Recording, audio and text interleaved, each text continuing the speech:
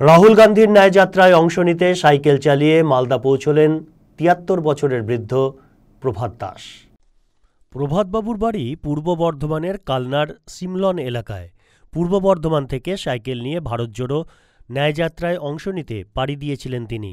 প্রভাত দাস বলেন, ২২শে ডিসেম্বর আমি যাত্রা শুরু করেছি পূর্ব বর্ধমানের প্রত্যন্ত গ্রাম থেকে। সাইকেল চালিয়ে ডিমাপুরে গিয়ে একদিন অপেক্ষা করেছি। আমি জানতে পারলাম মণিপুরে যাওয়া হবে না, কারণ ওখানে বিধিনিষেধ আছে। এখনও পর্যন্ত প্রায় ২৪০০ কিলোমিটার সাইকেল চালিয়েছি। আমার ইচ্ছে রয়েছে মুম্বাই যাওয়ার।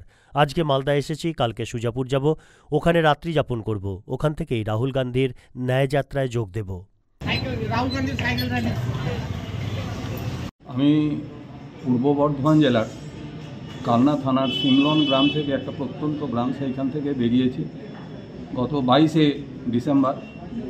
আমি ওখান থেকে রাত্রি ১২টার সময় বেরিয়েছি এবং তারপরে এইখান থেকে ক্রমাগত সাইকেল চালিয়ে ডিমাপুরে গিয়ে আমি একদিন ওখানে অপেক্ষা করেছি এবং আমি জানলাম যে আমাকে মণিপুরে যেতে দেওয়া হবে না, কারণ ওখানে রেস্ট্রিক্টেড আছে, বাইরের লোককে দেখে যেতে দেবে না। ওখানকার যে সভাপতি উতু হোক এবং ফিরোজ আহমেদ, এরা আমায় বলল যে আপনি কোহিমা থেকে করবেন, কারণ যেহেতু ওখানে রেস্ট্রিক্টেড। আমি একটা রাত ওখানে থাকলাম এবং তারপরেই কোহিমা চলে গেলাম, সাইকেল নিয়েই গেলাম। এবং এই সাইকেল যাত্রায় সবচেয়ে ছিল যে দুর্ভাবনা ছিল যে ওই অত হাই অল্টিটিউডে সাইকেল তুলতে পারবো কিনা।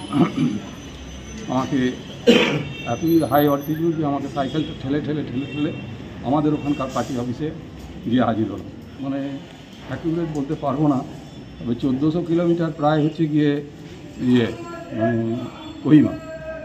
তারপরে এই পথটা এও প্রায় ৮-৯০০ হবে, ২২০০, ২৩০০, ২৪০০ হবে। আর নিয়ে বেরিয়েছি, যার ফলে আমার বেডিংটাও অনেক বড়, কারণ প্রকৃতি প্রাকৃতিক সমস্ত বিপর্যয়গুলোকে কাটাতে হবে।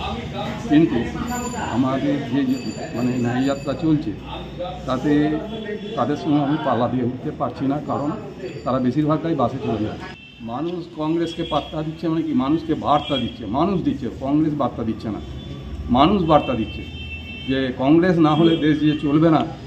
সবচেয়ে বড় আশ্চর্যের বিষয়, যারা সবচেয়ে দরিদ্র শ্রেণী, যারা সবচেয়ে নিম্ন বর্গের, যারা রাজনীতির খবর রাখে না, মাঠে ঘাটে খাটে, তারা যেভাবে আমাকে হসপিটালিটি দিয়েছে তাতে, এবং আমার পতাকাকে যেভাবে সম্মান দিয়েছে, তাতে আমার পরিষ্কার যে কংগ্রেসের ইয়েটা তাদের মনের মধ্যে গেঁথে গেছে এবং তারা বুঝে নিয়েছে যে সারা দেশকে যদি রক্ষা করতে হয় তাহলে একমাত্র আজকের এই যে ন্যায় যাত্রা, ন্যায়কে প্রতিষ্ঠা না করলে হবে না, এইটা তারা বুঝিয়ে দিয়েছে।